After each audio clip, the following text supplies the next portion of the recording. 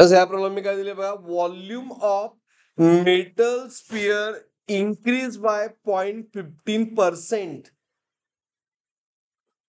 when temperature increase by 25 degrees Celsius. A coefficient of linear expansion of metal sphere विचारले.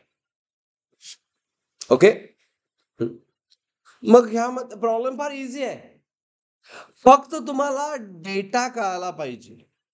Volume of metal sphere increase by 0.15%. मग काय दिले?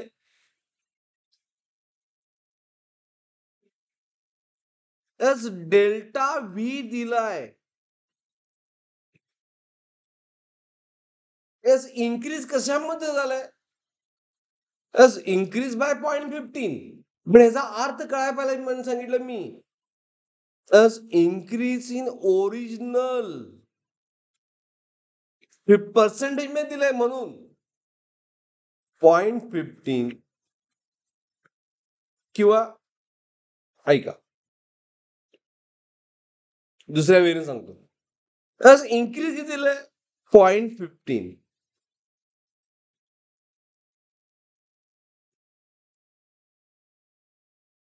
मग हे ज्यावेळी पर्सेंटेज मध्ये देतात त्यावेळी इनिशियल घ्यायचं 100. व्हॉल्यूम डेल्टा व्ही दिलंय, इट इज 100. एवढं दिलंय. टेम्परेचर इन्क्रीज बाय म्हणजे काय दिलंय? Delta T 25. Okay, is it clear?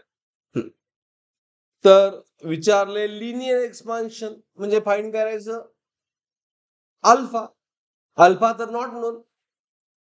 अल्फाचा data ते डेटा कोणासाठी आहे? गॅमासाठी आहे. मग गॅमाचा फॉर्म्युला काय येतोय? Gamma is change in volume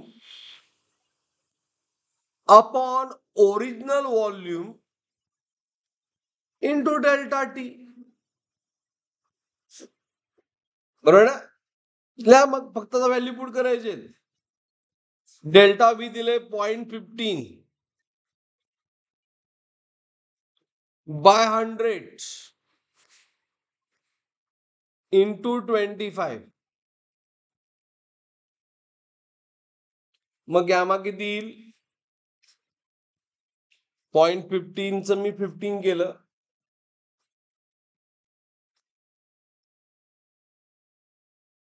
15 into 10⁻².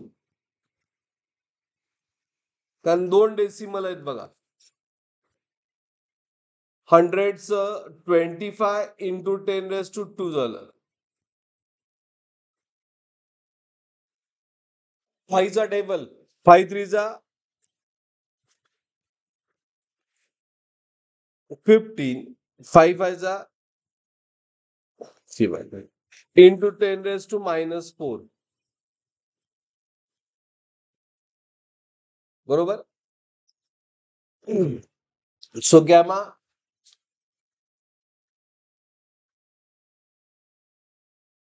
3.5. 3.5 म्हणजे 3 डिवाइड बाय 5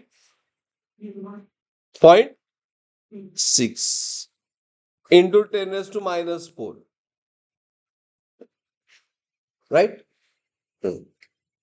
आता आपल्याला पाहिजे अल्फा. अल्फा असतोय गॅमा बाय 3 व्हॉल्यूमचा थर्ड पार्ट. इथं 6 गेलं म्हणून 10⁻² काय येणार? -5 डिवाइड बाय 3. अल्फा किती आलं? 2 into 10⁻⁵. It is a per degree Celsius.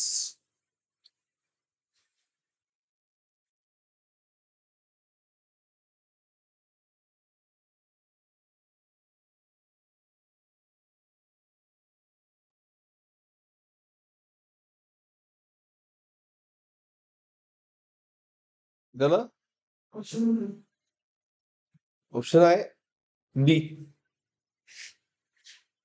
Option आता एकदा मला तुम्ही सांगा, तुम्ही क्वेश्चन तुमच्याकडे आहे आणि शेवटचं उत्तर तुमच्याकडे आहे, मग ऑप्शन का महत्वाचं आहे?